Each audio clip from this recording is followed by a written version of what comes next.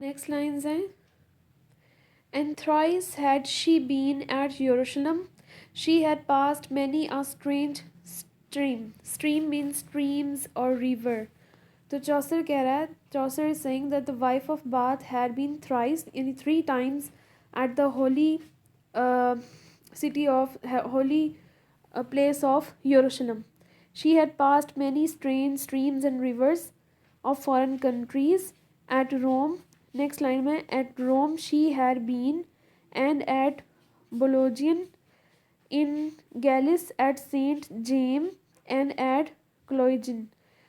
तो यहाँ पे सिंपली चौथा हमें ये कह रहा है कि वाइफ ऑफ बाथ ने बहुत सारे रिवर्स, बहुत सारे स्ट्रीम्स पास किए हैं, वहाँ से गुजरी है, क्रॉस किए हैं. She had already been at so many pilgrimages to most famous shrines like the shrine of Saint James at Rome, और एट रोम, रोम में भी कई श्राइन्स पे गई है वो. ये जो दो और जगह लिखी हुई हैं, बोलोंग और इन जगह पर जो है वो सेंट मैरी का इमेज है वहाँ पर वो गई है. रोम जो कि इटली में है, वो वहाँ पे श्राइन पे गई है. उसने ऑलरेडी बहुत सारे पिलग्रिमेजेस किए हुए हैं.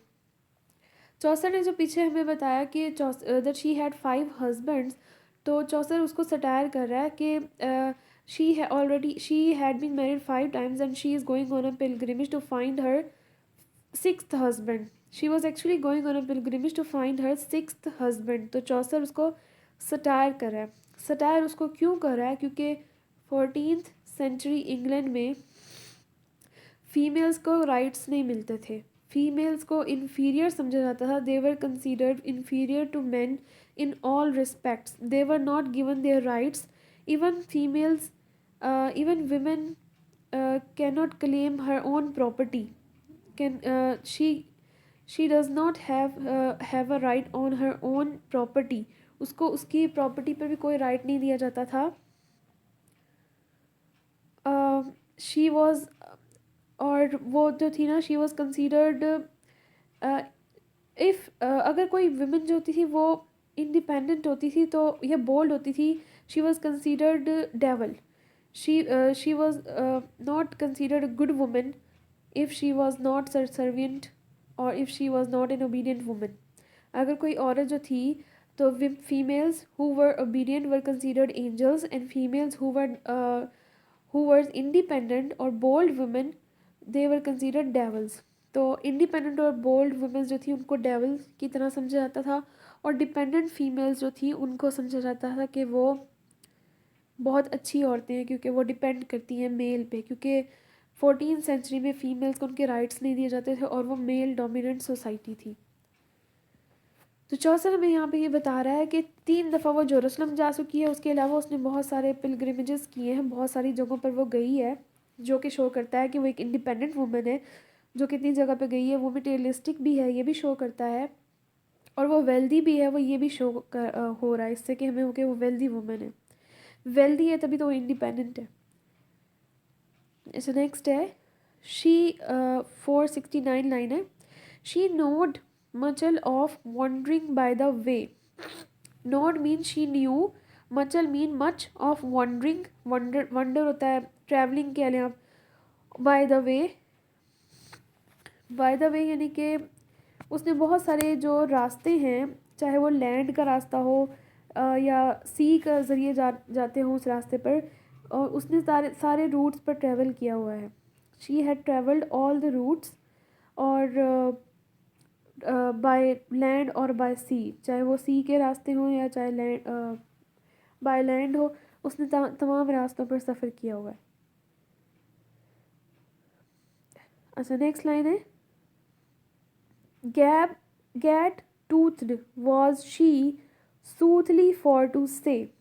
For to say. Soothly means truly. If we truly say, she was gap toothed.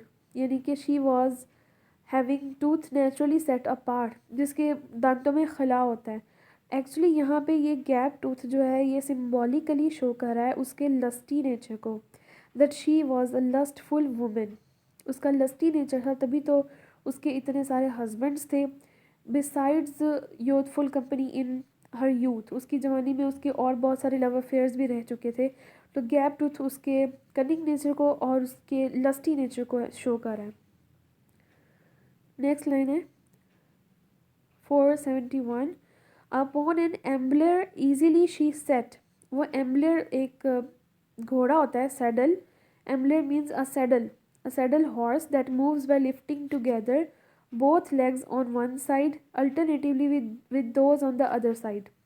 तो एक घोड़ा होता है, उस पर उसको बैठना बहुत अच्छी तरह से आता था।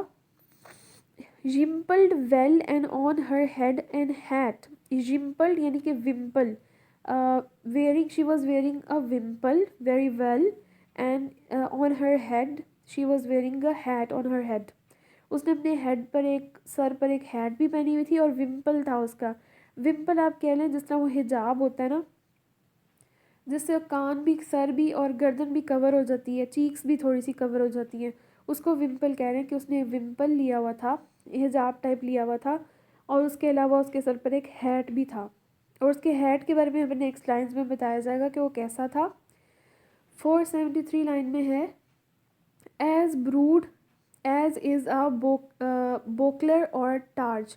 ये दोनों जो है शील्ड हैं, यानी कि small round shield. Buckler means small round shield, targe means एक light shield, a light shield. तो her hat was her hat was like shield, उसका was as broad as shield. तो ये यहाँ पे सिमिली यूज़ हुई है, एज के वर्ड आप नोटिस कर सकते हैं यूज़ हुए, क्योंकि यहाँ पे कंपैरिजन किया जा रहा है। उसके हेड को चौसर जो है वो कंपेयर कर रहा है शील्ड के साथ, कि उसकी हेड जो थी वो बहुत बड़ी थी, शील्ड के जैसी थी। नेक्स्ट लाइन है, a foot mental about her हिप्स large. अच्छा, मेंटल होता है एक कपड़ा जिससे आप कवर करते हैं अपने आप को। तो अ क्लोक और loose outer garment falling to her feet, जो उसके पाँव तक जा रहा था, इतने बड़े कपड़े से उसने अपने, she was wearing on her large hips. तो she was wearing on her large hips a mantle falling to her feet, जो उसके पाँव तक जा रहा था, उसने एक कपड़ा पहना हुआ था जो कि उसके उसको कवर कर रहा था। नेक्स्ट लाइन है, and on her feet a pair of spores sharp.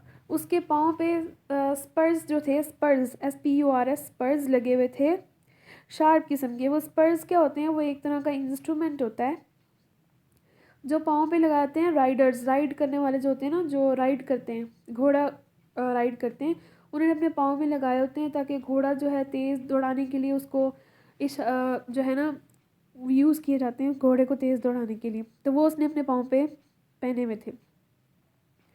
In fellowship well knowed she laugh and carp mean talk.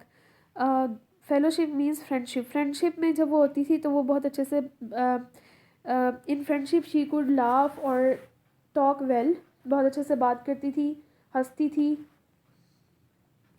Of remedies of love she knew perchance, for she knowed of that art the old dance. Chance और dance देखें, डॉन्स, टॉन्स और डॉन्स, यानी कि ये वो चांस और डांस है, यानी कि she know every remedy, she knew every chance of applying opportunity the remedies of love. वो लव के बारे में बहुत कुछ जानती थी, उसको सारी पता थी रेमेडीज़ लव की, क्योंकि वो बहुत एक्सपीरियंस थी, 5 टाइम्स उसने शादी की हुई थी और उसके अफेयर्स भी काफ़ी थे। For that art she knew how to present some old dance, वो इसमें बहुत एक्सपीरियंस थी, इस काम में बहुत माहिर थी, लव के मामले में वो बहुत माहिर थी। तो यहाँ पे भी चौसर उसको सटायर यूज़ कर रहा है। So that's the end of our character, ये इस कैरेक्टर का एंड था। तो आई होप ये आपको समझ में आ गया होगा। ये इंग्लिश लिटरेचर में बहुत ज़्यादा फेमस कैरेक्टर है जो वाइफ ऑफ बाथ का कैरेक्टर है।